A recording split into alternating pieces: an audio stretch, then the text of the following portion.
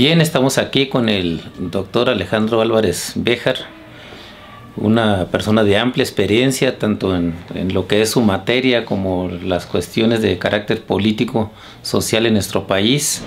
Y pues le deseamos preguntar qué le ha parecido este año terrorífico de instrumentación del pacto contra México. Alejandro, ¿qué tal? Coméntanos. Bueno, pues buenos días. Un gusto tener la oportunidad de estar opinando, compartiendo ideas sobre lo que está pasando, porque estoy seguro de que hay un porcentaje alto de la población que está preocupada por la deriva que lleva el país con el paquete de reformas estructurales que se han estado instrumentando. Bueno, este año ha sido realmente muy difícil. Diría yo que es el año del desencanto, en el sentido de que cuando empezamos el año, la prensa internacional hablaba de que este es el momento mexicano, este es el tiempo para México, etcétera. Generando unas grandes expectativas, en primer lugar con el asunto del crecimiento económico. Esta era, digamos, la primera cosa, ¿no? México será una potencia en el 2030, y más importante que Brasil, etc. Y bueno, en lugar de eso, pues nos encontramos con que primero, una crisis financiera no declarada, con un fundamento esta vez interno. No se le puede echar la culpa a nada de lo que está pasando en el exterior. De hecho, diría yo que estuvimos funcionando un poco contracíclicamente, porque mientras la economía norteamericana se estaba recuperando, nosotros entrábamos en una deriva de caída del crecimiento muy importante. La crisis financiera, con una base hipotecaria muy importante, no se reconocía. Finalmente se tuvo que reconocer que era de factura nacional, y en ella estaban involucradas las compañías constructoras, las más grandes, y las hipotecarias que estaban dando crédito para el desarrollo de vivienda de interés social, estaban en una crisis tremenda, con una cantidad de pagos que tenían que enfrentar y sin dinero. Digamos, esta era una primera cosa. Bueno, esto significa que la industria de la construcción, que tiene un gran efecto multiplicador en el empleo, estaba totalmente caída. Para colmo de males, nos echamos casi la mitad del año discutiendo si sí o no en realidad había un subejercicio presupuestal. Y ese subejercicio presupuestal, bueno, pues si no hay inversión privada, si hay una situación de crisis financiera en una de las industrias de mayor generación de empleo, y el gasto público está subejercido, pues entonces estamos con una economía que está al borde del reventón. Y así ocurrió. Entonces, en el curso de unos meses nos fuimos dando cuenta de que cambiaban los pronósticos de crecimiento, que por cierto nunca fueron tan espectaculares. El más alto, si no recuerdo mal, era el FMI, que era 3.5%, sí, que es un crecimiento bastante modesto, ralito y modesto. Bueno, pues de eso pasamos a que ya en el segundo semestre, pues todos los pronósticos eran de crecimiento del 1% o menos. Bueno, este es un dato que es muy importante, porque entonces la expectativa luminosa con la que había entrado el gobierno de Peña Nieto se vino para abajo en menos de un año. En 6 meses. En 6 meses, ¿no? Este es un asunto. Bueno, ahora, ¿cuáles eran las reformas estructurales que estaban, digamos, anunciadas, que venían, aunque todo venía muy encubierto, muy aderezado? La primera, pues la reforma laboral. Este era un elemento que realmente, diría yo, que fue la factura que le pasó el gobierno de Calderón a Peña Nieto, porque se lo dejó puesto para que tuviera dispensa de trámite y se trabajara de volada aunque el Congreso tuviera alguna reticencia. A lo mejor era también una parte para que se firmara el pacto, ¿no? Porque ahí no le entró el PRD, no, y ya después de eso le entró. Exactamente. Entonces, bueno, esa fue la primera. Me interesa llamar la atención sobre esta mecánica porque a propósito de la reforma laboral se ofreció lo que se sigue ofreciendo hasta ahora. Bueno, primero que la economía va a crecer, que el empleo se va a multiplicar, que van a ser empleos formales, que la situación del salario va a mejorar, etc. El resultado de los indicadores cíclicos del INEGI es que pues, no hay tal. Ni lo que ha aumentado es la informalidad, el empleo precario. No hay crecimiento significativo del empleo formal porque no hay inversión pública y la inversión privada pues tiene sus preferencias y tiene su corazón. Meten el dinero para el financiamiento del endeudamiento del gobierno federal, pero no quieren jugar ninguna carta. No, pues ahí van a sus anchas, ¿no? Que tienen garantizado un interés ahí, ¿no? Exactamente, esa es la certeza de estar cobrando una tasa de interés y con eso, o de salirse al extranjero. Bueno, entonces entró la reforma laboral, una gran cantidad de expectativas, sí, con esto se va. En realidad aquí una cosa que hay que explicar es, bueno, la reforma laboral tenía un perfil que claramente era lesivo a los sindicatos. Pero ¿por qué no hubo una respuesta mayor? Sí, hubo una protesta que resultó más bien simbólica, etc. Bueno, una parte de la opinión pública estaba, digamos, apaciguada por la oferta de empleo. Pero segundo, pues porque las figuras de contratación que introduce la Ley Federal del Trabajo en realidad son el panorama con el que muchos jóvenes han iniciado su vida laboral. Contrato parcial, por obra determinada, sí, sin prestaciones, con un salario miserable, etc. O sea, digamos, esa es la experiencia laboral inicial de una gran cantidad de hace muchos años, ¿no? Ya los contratos colectivos ya nadie los conoce. Entonces, no el contrato colectivo es una reliquia del siglo pasado.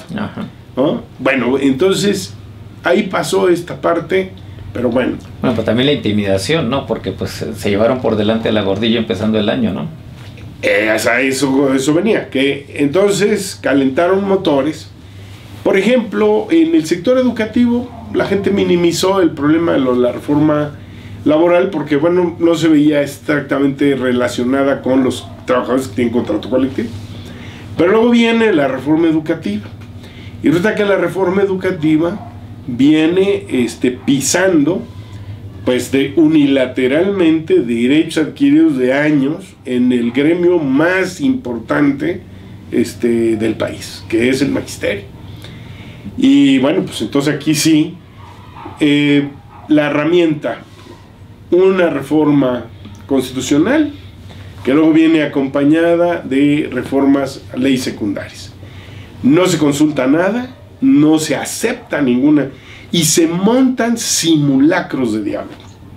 Y entonces, claro, pero además se mete a la cárcel a la dirigente sindical de ese sindicato que tiene una estructura nacional, tiene una capacidad de movilización que no tiene el resto del sindicalismo oficial y además tienen un proyecto político propio.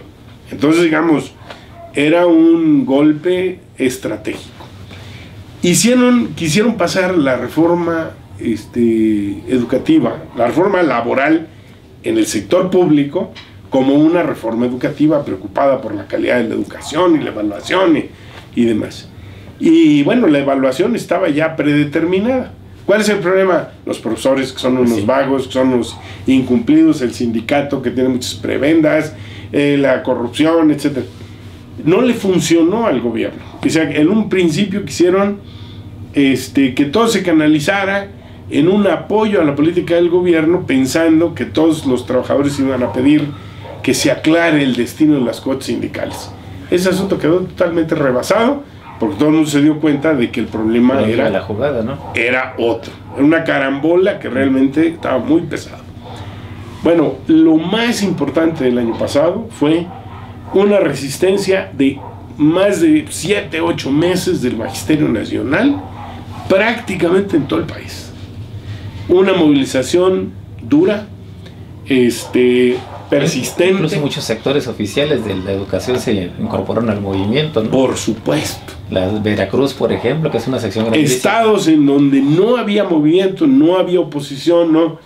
De repente vimos que estaban movilizando en Quintana Roo, en Veracruz, en Campeche, en San Luis Potosí. Es decir, este asunto despertó resistencias en donde no había. Pero lo más importante es que estas movilizaciones magisteriales irrumpieron en la capital del país y en todos los estados del país hubo alguna protesta significativa. Bueno, el efecto que querían, ¿verdad?, de que la reforma entrara sin ninguna oposición, que la gente no supiera qué era lo que había pasado, que cambiara todo de la noche a la mañana y que la gente dijera, mira, algo parece que cambió, no ocurrió.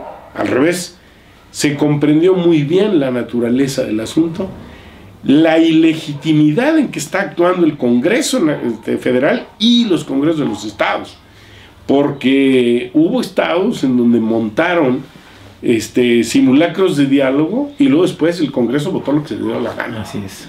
Bueno, esto es muy importante porque es uno de los saldos de este año. Los congresos estatales y el Congreso federal están pasando por una doble crisis de legitimidad y de credibilidad. Por supuesto que pueden pegar de brincos 20 veces al día diciendo que son representantes legales. Y a lo mejor, pues sí, eso sí, legales sí son. Pero la legitimidad de lo que están haciendo no tiene soporte. Esto es un dato muy importante. Y la reforma educativa sirvió para que el magisterio decantara proyectos, presentara alternativas, discutiera las cosas de las leyes e insistiera en la movilización y en el diálogo, movilización y diálogo. Bueno, no se consiguió echar atrás la reforma, pero ese movimiento no está derrotado. Ha tenido que replegarse, cambiar. Desgastado, ¿no? Sigamos. Bueno, desgastado en parte porque las propias tácticas de lucha del magisterio es una forma histórica, está desgastada, pero el magisterio no lo reconoce como tal.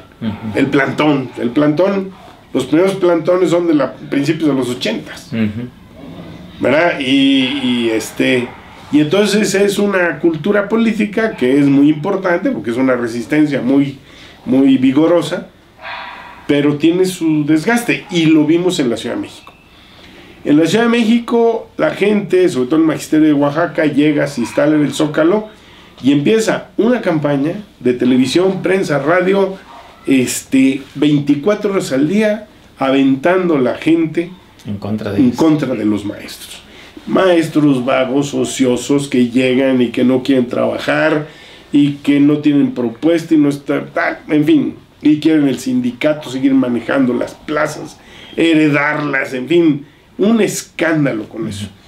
Ese clima de opinión pública nos da otro rasgo de este periodo que es muy importante reflexionar. Este gobierno de Peña Nieto, que entró con el 30 y pico % de los votos de los votantes, que no de los electores, de los votantes, nos presenta un proyecto miserable, minoritario, como si fuera el proyecto que aclama la sociedad mexicana. Y entonces, ¿qué es lo que están haciendo? Un uso intensivo de los medios de comunicación para satanizar movimientos, para criminalizar la protesta, para desdibujar las demandas, para ridiculizar sus propuestas y para descalificar personalidades. Entonces, este asunto es muy peligroso, porque se ve entre la modificación de las prácticas represivas, que se volvieron más sofisticadas, y el uso intensivo de los medios de comunicación, pues estamos claramente entrando en un régimen burocrático autoritario, represivo. Y este es otro dato que es muy importante. Entonces la protesta ahí está, la resistencia ahí está, pero le están atajando y combatiendo con medios más sofisticados, y el movimiento no ha respondido a la altura de lo que está enfrentando. No quiere decir que no tengan experiencia ni nada, nomás que no ha respondido como debía. O sea, entonces esta sería como una primera conclusión, ¿no? Ellos ya están ejecutando unas medidas, y aquí lo que estaríamos viendo entonces es que además están preparando para la respuesta posterior que tenga la gente a esas medidas, ¿no? Bueno, entonces continuamos aquí con el programa.